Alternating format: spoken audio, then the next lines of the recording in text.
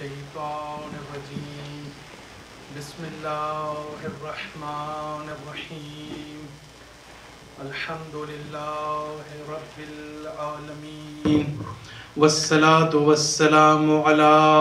سيد الأنبياء والمرسلين ومولانا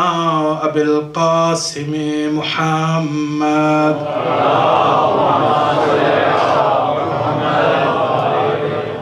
ثم الصلاة والسلام على أهل بيته الطيبين الطاهرين المعصومين أما بعد فقد قال الحكيم في كتابه المجيد وفرقانه الحميد بسم الله الرحمن الرحيم يا أيها الذين آمنوا كتب عليكم الصيام كما كتب على الذين من قبلكم لعلكم تتقون صلوات اللہ. عزیزان محترم، آج کی مجلس جیسا کہ آپ کے علم میں ہے مرحوم سید محمد عباس رضوی ولد سید ظفر عباس رضوی، مرحومہ سید ملکہ خاتون بنت سید علی حسن عابدی جو سید اصغر رضوی کے پیرنٹس ہیں، ان کی برسی اور اصحال ثواب کے لیے، اور جناب مہدی زیدی جو یہاں تشریف فرما ہیں ان کی والدہ، اور سید عامر حسین کی صاحبزادی مرحومہ سیدہ رئیسہ بانو کے سوئم کی مجلس ہے. ہم سب اللہ کے حضور میں دعا کرتے ہیں کہ پروردگار عالم ان تمام مرحومین کو اپنے جوار رحمت میں جگہ عنایت فرمائے، ان کے درجات کو بلند فرمائے اور ان کو جنت الفردوس میں جگہ عنایت فرمائے، اور ہم سب کو یہ توفیق عطا فرمائے کہ ہم ان مرحومین کو ہمیشہ اپنی دعاؤں میں یاد رکھیں اور ان کے ایصال ثواب کے لیے کچھ نہ کچھ کرتے رہیں. اللہ تعالیٰ سے یہ بھی دعا ہے کہ جو مرحومین کے پسماندگان ہیں، جو اہل خانہ ہیں، ان کو صبر جمیل عطا فرمائے. صلوات پڑھ دیجیے. ظاہراً ہمارے پاس وقت اتنا نہیں ہے. میں چاہوں گا کہ میں نہیں سمجھتا کہ آج کی مجلس میں جو کنٹینٹس میں پیش کرنا چاہتا تھا میں ان کو کمپلیٹ کر سکوں گا، لیکن بہرحال کل کی مجلس میں نے اس آیت کو سرنامہ کلام قرار دیا جس میں روزے کی اہمیت کی طرف اشارہ کیا گیا ہے. اللہ تعالیٰ فرماتا ہے کہ ہم نے روزے کو تم پر فرض کیا جیسے گزشتہ امتوں پر تم پر فرض کیا گیا ہے. پہلے تو یہ خود ایک بہت بڑا سکون قلب کا باعث ہے کہ روزہ چونکہ اس میں بہت زیادہ سختی بھی ہے، اس میں بہت زیادہ مشقت بھی ہے. روزہ رکھنا کوئی آسان کام نہیں ہے، اور بالخصوص جب میری انٹریکشن نان مسلم اکیڈیمک سوسائٹیز سے ہوتی ہے تو چاہے وہ کرسچنز ہوں، چاہے وہ جیوز ہوں، چاہے وہ بودھائزم یا دوسرے کسی اس سے ریلیٹڈ ہوں، یعنی وہ یہ کہتے ہیں کہ ہمارے تصور میں نہیں آ سکتا کہ آپ لوگ روزہ رکھتے کیسے ہیں. یہ کیسے ممکن ہے کہ 18 گھنٹے سے زیادہ کا روزہ جو ہے، ہمارے یہاں 18 گھنٹے کا یہاں بہرحال کم ہے، تو اتنا طویل روزہ رکھنا جو ہے وہ ہمارے تصور سے بالاتر ہے. بہرحال قرآن مجید کی اس آیت میں یہ تسلی بھی ہے کہ یہ صرف اگر جو کچھ بھی ہے یہ تمہارے لیے نہیں بلکہ تمہارے سے گزشتہ جو امتیں تھیں ہم نے ان پر بھی فرض کیا تھا اسی طریقے سے روزہ. لہٰذا انسانی تاریخ میں یہ روزہ کسی نہ کسی شکل میں تمام امتوں میں موجود رہا ہے. البتہ باقی مذاہب میں بھی روزہ موجود ہے، لیکن وہ اتنا زیادہ اس کو تحریف کیا جا چکا ہے کہ تقریباً وہ نہ ہونے کے برابر ہے. تو کل کی مجلس میں نے اس آیت کے ذیل میں نے کہا کہ اللہ تعالیٰ قرآن کے اس آیت کے اختتام پر فرماتا ہے لعلکم تتقون، کہ شاید کہ تم متقی اور پرہیزگار ہو جاؤ. یہ احکام کا بیان کرنا اور احکام کے فلسفے کا بیان کرنا، احکام جو ہم جیسے نماز، روزہ، حج، زکوٰۃ ہے، ان کی جو قرآن حکمت بیان کرتا ہے، اس کی بنیادی وجہ یہ ہے کہ جب تک ہمیں اس کی حکمت کا علم نہ ہو، جب تک ہمیں اس کے فلسفے کا علم نہ ہو، جب تک ہمیں اس کے پیچھے موجود فلسفی کا علم نہ ہو، تو ہم کبھی بھی ان عبادات کے ذریعے سے ان الٹیمیٹ آبجیکٹیوز کو حاصل نہیں کر سکتے. وہ اہداف اسی وقت حاصل کر سکتے ہیں جب ہمارے پاس کوئی بھی چیز ہو، اگر ہمیں یہی نہ پتا ہو کہ یہ ہمیں دی کیوں گئی ہے، اگر ہمیں یہ نہ پتا ہو کہ اس کے خلق کرنے کا مقصد کیا ہے، تو پھر ہم کبھی بھی اس پرپس کو اچیو جو ہے وہ نہیں کر سکتے. تو اللہ تعالیٰ اسی طریقے سے مختلف مقامات پر نماز کے لیے، روزے کے لیے، زکوٰۃ کے لیے، صدقات کے لیے اللہ تعالیٰ جو ہے وہ ہمیں اس کے فلسفے کی طرف متوجہ کرتا ہے، اور جب تک ہم اس کے باطنی رخ سے آگاہ نہ ہوں، اس لیے کہ ہر چیز کا ایک ظاہری رخ ہوتا ہے اور ہر چیز کا ایک باطنی رخ ہوتا ہے، ایک اس کا انر آسپیکٹ ہے اور ایک اس کا اپیرنٹ آسپیکٹ ہے، تو جب تک ہم باطن تک نہیں پہنچتے کسی چیز کے، اس وقت تک ہم ان ڈیپتھ انڈرسٹینڈنگ حاصل نہیں کر سکتے، جس کی وجہ سے ہم اس سے صحیح معنی میں استفادہ بھی نہیں کر سکتے۔ تو میں نے کل کی مجلس میں یہ کہا کہ اللہ تعالیٰ یہاں یہ کہہ رہا ہے کہ میں گارنٹی نہیں دیتا کہ تم متقی اور پرہیزگار ہو جاؤ گے، لعلکم تتقون، شاید تم متقی ہو جاؤ، اس لیے کہ روزہ یہ تمہارا آغاز عمل ہے۔ ماہ مبارک رمضان کے آغاز میں ہم روزہ رکھتے ہیں، یہ ہمارا آغاز ہے عبادت کا، اور عبادت کا آغاز ایک چیز ہے، اور عبادت کو پورے خلوص اور پورے شرائط کے ساتھ مکمل کر لینا اور پائے تکمیل تک پہنچا دینا یہ ایک الگ چیز ہے۔ صلوات پڑھ دیجئے ایک مرتبہ۔ قرآن مجید کی ایک آیت، میں نے کل آیت کی طرف تو اشارہ نہیں کیا، لیکن میں نے اس قرآن کہتا ہے خُذْ مِنْ أَمْوَالِهِمْ صَدْقَةً تُطَهِّرُهُمْ وَيُزَكِّيهِمْ بِهَا، کہ یہ جو صدقہ دیتے ہیں، چاہے وہ واجب صدقہ ہو، چاہے وہ مستحب ہو، چاہے وہ زکوٰۃ کی صورت میں ہو، خمس کی صورت میں ہو، دوسرے صدقات ہوں، وہ کہتے ہیں کہ صدقہ دو، تاکہ دو لفظ ہیں جو قرآن نے استعمال کیے، بہت ہی گہرائی کے ساتھ یہ دو لفظ استعمال ہوئے ہیں۔ ایک ہے تطہرہم، اب دیکھیں فلسفہ جہاں جیسے میں نے کل عرض کیا کہ اقتصادی لحاظ سے اس کے فائدے ہیں، جب آپ لوگوں کی مدد کریں گے تو اکنامیکلی ظاہر ہے کہ ان کو فائدہ ہوگا اور غربت دور ہوگی، لوگ جو ہے وہ فقر سے، اس کی محرومیت سے نجات پائیں گے۔ لیکن قرآن یہ کہتا ہے تطہرہم، تم صدقہ دو تاکہ تم اپنی تطہیر کر سکو، تم صدقہ دو تاکہ تم اپنا تزکیہ نفس کر سکو۔ یہ دو لفظ کیوں استعمال کیے ہیں قرآن نے؟ ایک تطہیر کا لفظ استعمال کیا ہے اور دوسرا تزکیے کا لفظ استعمال کیا ہے۔ شاید انگلش میں اگر ہم اس کو ٹرانسلیٹ کرنا چاہیں اور اگر آپ ترجمے دیکھیں بھی تو ذرا مشکل ہوگا، لیکن جنہوں نے ٹرانسلیٹ کیا ہے پہلے لفظ کو انہوں نے کلین سے کہا ہے کہ اپنے آپ کو کلین کرنا، اور دوسرا لفظ جو ہے اس کا ترجمہ کیا ہے اپنے آپ کو پیوریفائی کرنا۔ دراصل قرآن ایک بڑے گہرے پرنسپل کی طرف ہمیں اشارہ کرتا ہے، اور وہ پرنسپل یہ ہے کہ ہم ہمیشہ، ظاہر ہے کہ ہم مسلمان ہونے کی حیثیت سے، اہل بیت علیہ السلام کے پیروکار ہونے کی حیثیت سے، ہماری سب کی خواہش ہے کہ ہم اپنی تربیت کریں، ہم اپنے اندر نیکیاں پیدا کریں، ہم اپنے اندر نیک صفات کو جنم دیں، لیکن قرآن یہ بتاتا ہے کہ پہلی منزل جو ہے، پہلی اسٹیج جو ہے وہ تطہیر کی ہے۔ پہلے اپنے قلب کو تم برائیوں سے پاک کرو گے۔ یہ جو ہمارے اندر اخلاقی برائیاں پائی جاتی ہیں، چاہے وہ ہمارا ایروگنٹ بیہیویئر ہو، چاہے وہ ہمارے اندر گریڈینس ہو، چاہے وہ ہمارے اندر سیلف سینٹرڈنس ہو، چاہے وہ ہمارے اندر سیلفشنس ہو، چاہے وہ ہمارے اندر پرسنل انٹرسٹ کی خاطر جو ہے اپنا کام کرنا، یہ ساری اخلاقی برائیاں جو ہیں جب تک یہ ہمارے قلب میں موجود رہیں گی، اس وقت تک ہم کسی صحیح چیز کو حاصل نہیں کر سکتے، ہم کسی صحیح اخلاقی پرنسپل کو اپنے اندر جو ہے امپلیمنٹ نہیں کر سکتے۔ کیوں نہیں کر سکتے؟ اس لیے کہ آپ دیکھیں گھر کے اندر بھی، آپ سب سے پہلے جب آپ گھر میں کوئی چیز صاف بھی کرنا چاہتے ہوں تو پہلے آپ اس کی ڈسٹ کو ہٹائیں گے، پہلے آپ اس کے اوپر جو گرد ہے اس کو صاف کریں گے، اور اس کے بعد آپ اس کو جو ہے وہ شفاف کریں گے اور مزید صاف کریں گے۔ تو اس کا مطلب یہ ہے کہ جب تک ہمارا ہارٹ پولیوٹیڈ ہے، جب تک ہمارا ہارٹ ڈسٹی ہے، جب تک ہم اپنی اخلاقی ڈیفیشنسیز کو ہم ایڈریس نہیں کرتے، جب تک ہم ان کو اپنے سے دور نہیں کرتے، اس وقت تک ہم ان نیکیوں اور اخلاقیات کو نہیں اپنا سکتے۔ صلوات پڑھ دیجئے۔ اب دیکھیں دنیا میں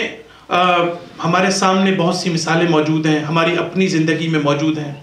ہم نماز پڑھتے ہیں، روزہ رکھتے ہیں، ہمارے سامنے لوگ ہیں جو نماز پڑھتے ہیں، روزہ رکھتے ہیں، ہم سے زیادہ نمازیں پڑھتے ہیں، ہم سے زیادہ روزے رکھتے ہیں، ہم سے زیادہ حج پہ رکھتے ہیں، لیکن اس کے باوجود وہ اسلام کے نام پر جو معصوم لوگوں کو قتل کرتے ہیں، عورتوں اور بچوں کو قتل کرتے ہیں۔ تو یہ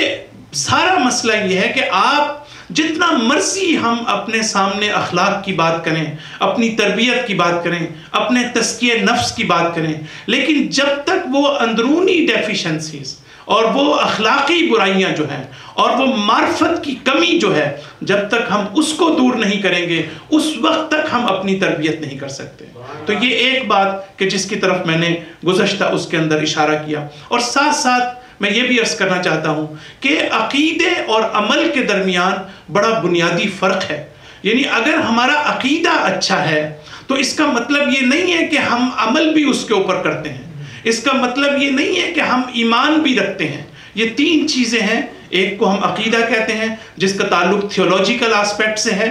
دوسری چیز جو ہے وہ ہمارا ایمان ہے، اور تیسری چیز جو ہے وہ ہمارا عمل ہے۔ ان تینوں کو ہم آپس میں مکس اپ نہیں کر سکتے۔ اگر ہمارا عقیدہ اچھا ہے، اگر ہم خدا کو مانتے ہیں، اگر ہم رسول کو مانتے ہیں، اگر ہم امام کو مانتے ہیں، اگر ہم ڈے آف ججمنٹ کو مانتے ہیں، تو اس کا مطلب یہ نہیں ہے کہ ہمارا اس پر حقیقی ایمان بھی ہے۔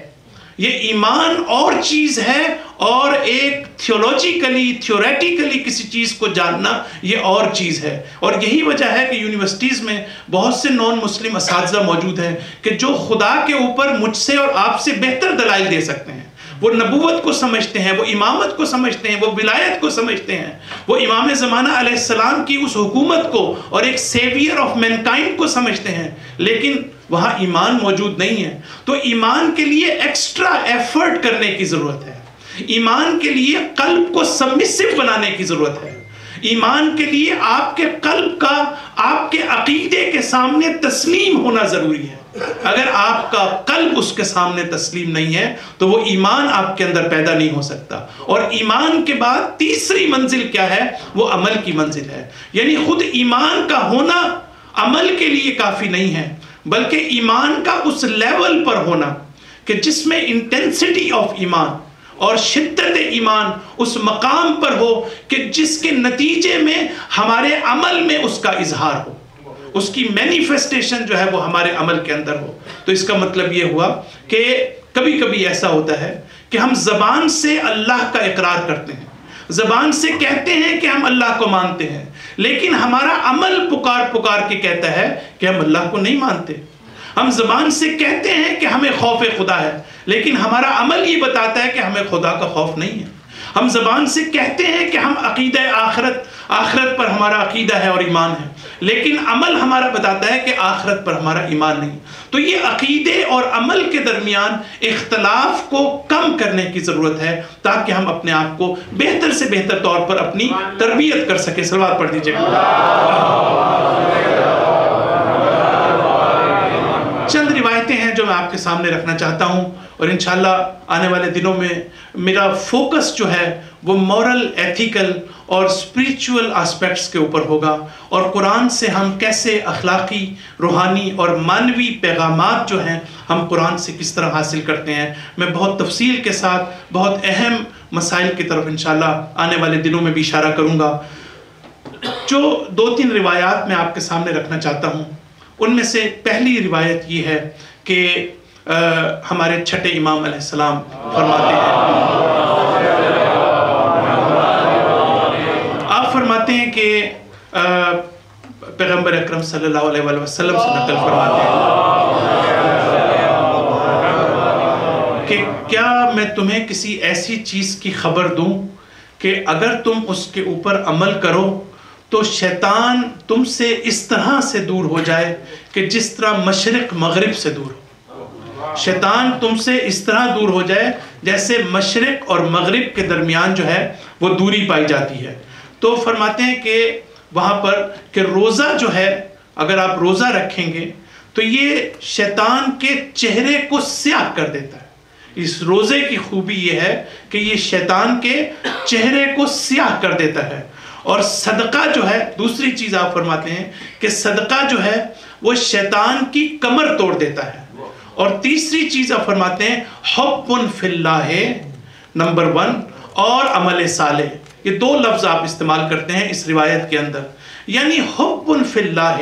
اس روایت میں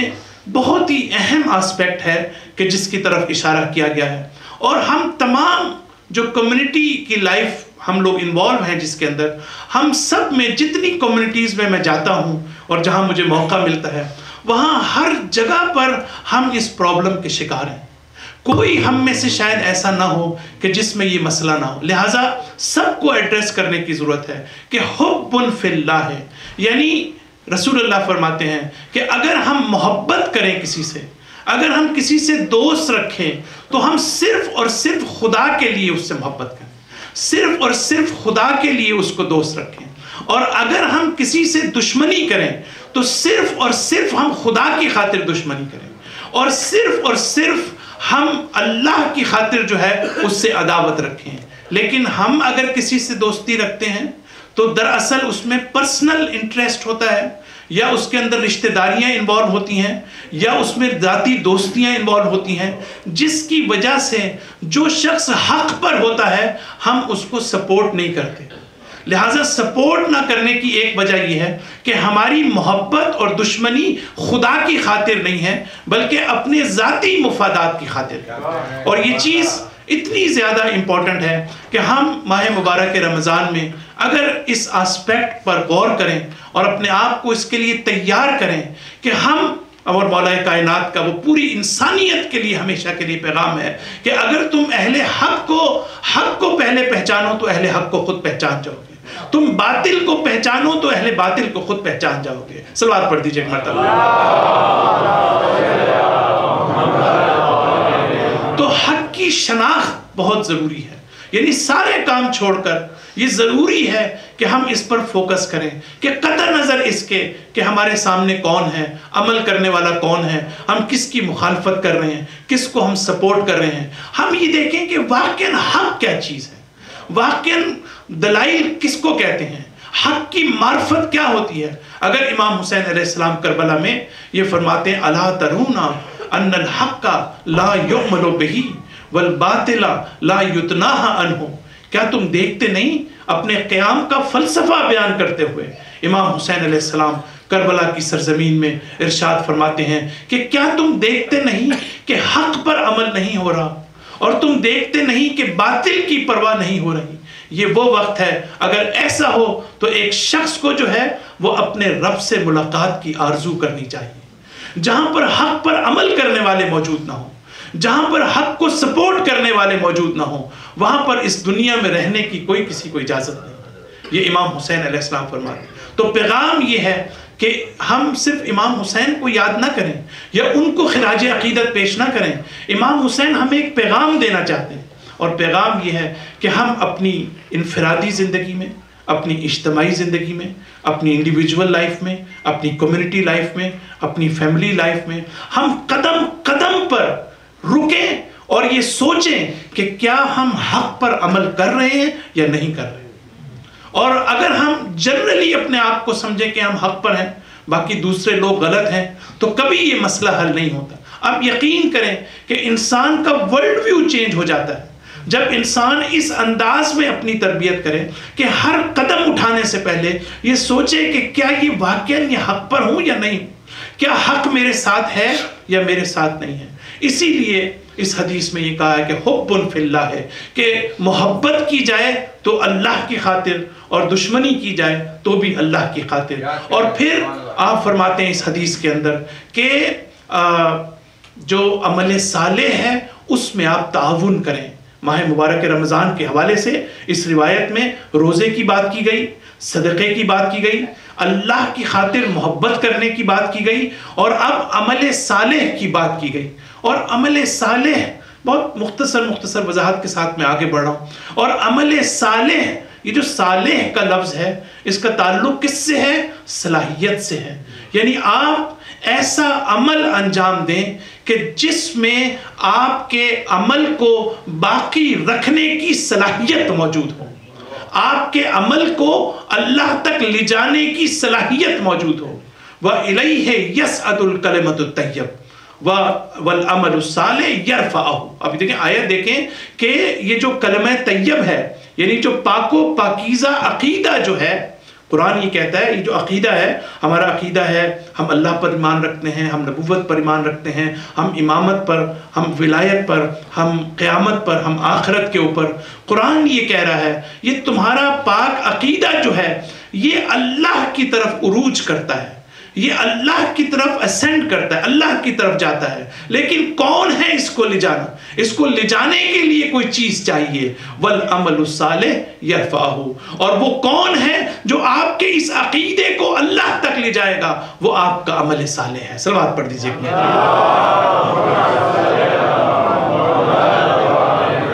لہذا شیطان جو ہے وہ ہر لحاظ سے جو ہے وہ مسلح ہے. ہمارے بڑے بڑے مجتہدین اس نقطے کی طرف اشارہ کرتے ہیں کہ جب شیطان اتنا زیادہ ویل ایکوپڈ ہے، اس پہ ویپنز ہیں، ہتھیار ہیں اس کے پاس، تو ہم غیر مسلح ہو کر شیطان کا مقابلہ نہیں کر سکتے. یہ ساری چیزیں روزے کی شکل میں، صدقے کی صورت میں، عبادات کی صورت میں، عمل صالح کی صورت میں، اللہ کی خاطر محبت کرنے کی صورت میں، استغفار کی صورت میں، یہ ساری چیزیں مل کر ہمارے لیے ایک اسلحہ بنتی ہیں کہ ہم شیطان کا مقابلہ کر سکیں. اور شاید مجھے یاد پڑتا ہے میں نے اسی مقام کے اوپر اس باریک نقطے کی طرف اشارہ کیا تھا کہ جب مولا کائنات دعائے کمیل میں فرماتے ہیں وَالصَّلَاحُ الْبُكَاءُ، کہ ہمارا اسلحہ جو ہے وہ ہمارے آنسو ہونے چاہیے، ہمارا گریہ ہونا چاہیے. اس لیے کہ خارجی دشمن سے لڑنے کے لیے جس طرح ہمیں ہتھیاروں کی ضرورت ہوتی ہے، ہمیں ویپنز کی ضرورت ہوتی ہے، اسی طرح وہ دشمن کے جو اندرونی دشمن ہے، وہ دشمن کے جو نفس امارہ کا دشمن ہے، اس دشمن کا مقابلہ کرنے کے لیے آپ کو اس ہتھیار کی ضرورت نہیں ہے، آپ کو بندوقوں اور تلواروں کی ضرورت نہیں ہے، بلکہ آپ کو آنسوؤں کی ضرورت ہے، آپ کو آہو بکا کی ضرورت ہے. صلوات پڑھ دیجیے ایک مرتبہ.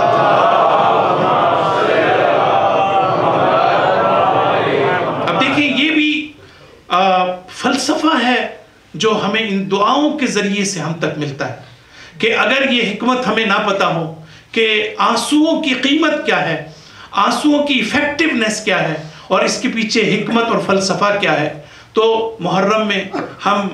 امام حسین علیہ السلام کے غم میں آنسو بہاتے ہیں. لیکن اگر ہمیں یہی نہ پتا ہو کہ ان آنسوؤں کے ذریعے سے ہمیں یہ کہا گیا ہے کہ ہم اپنے آپ کو پیوریفائی کریں، ان آنسوؤں کے ذریعے سے ہم وقت کے شیطانوں کا مقابلہ کریں، تو پھر ہم کس طریقے سے ہم اپنی عزاداری کو اس کے حقیقی روح کے ساتھ زندہ رکھ سکتے ہیں. عزاداری کو حقیقی روح کے ساتھ اس وقت زندہ کر سکتے ہیں جب ہم اپنے ہر عمل کے پیچھے پائے جانے والی فلسفی کو جانتے ہوں. صلوات پڑھ دیجیے ایک مرتبہ. اب دیکھیں کتنی خوبصورت بات ہے. ہمارے امام فرماتے ہیں کہ اس کے بعد یہ ساری چیزوں کی طرف اشارہ کرنے کے بعد آخری چیز استغفار، اللہ سے استغفار کرنا، توبہ کرنا، اور اس کے بعد فرماتے ہیں وَلِكُلِّ شَيْءٍ زَكَاتٌ وَالزَّكَاةُ الْأَبْدَانِ الصِّيَامُ. اب رسول اللہ صلی اللہ علیہ وآلہ وسلم فرماتے ہیں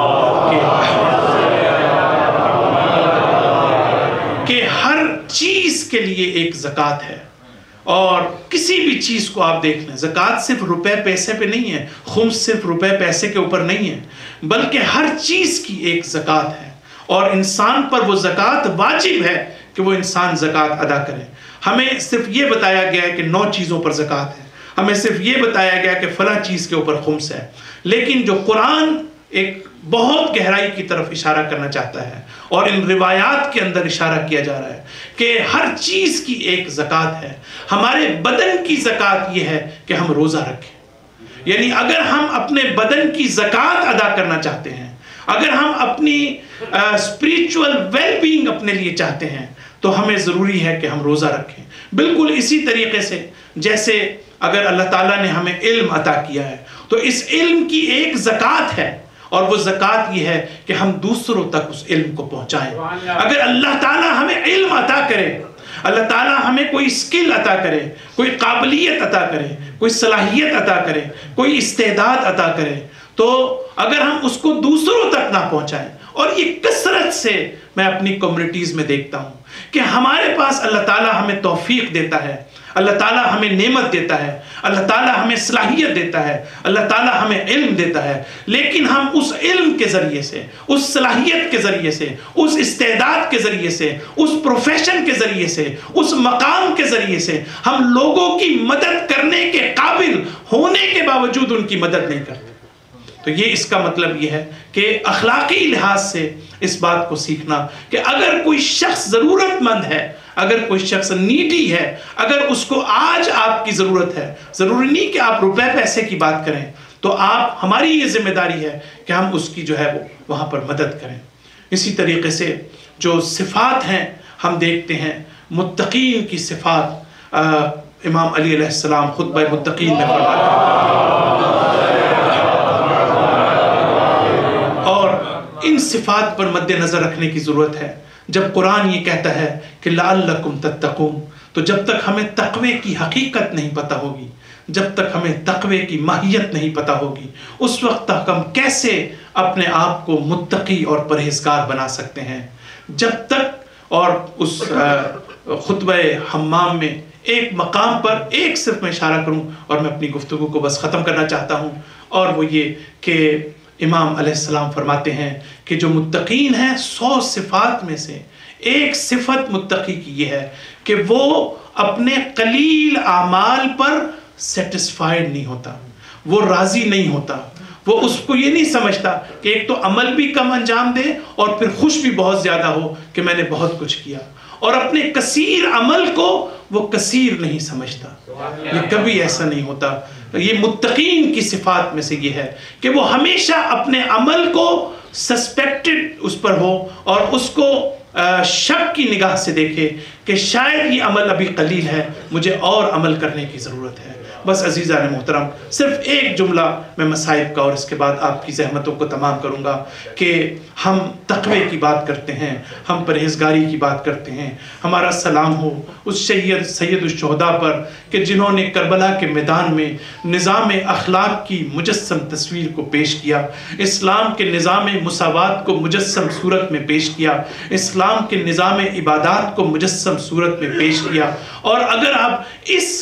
تقوی کی اس مثال کو کہ اپنے عمل کو قلیل نہ سمجھنا، اگر ہم کربلا کے میدان میں اس کی کوئی مجسم تصویر دیکھنا چاہتے ہیں تو ہم اصحاب امام حسین کو دیکھیں۔ ایک عجیب منزل ہے کہ جہاں ہمیں یہ دیکھتے ہیں کہ جو اصحاب تقوی اور پرہیزگاری کی اس منزل پر ہو کہ جس کے بارے میں امام حسین فرماتے ہیں کہ مجھ جیسے اصحاب کسی کو نصیب نہیں ہوئے، مجھے فخر ہے اپنے اصحاب کے اوپر جو تقوی اور پرہیزگاری کی اس منزل پر ہو۔ لیکن میں آپ سے یہ سوال کروں گا کہ کیا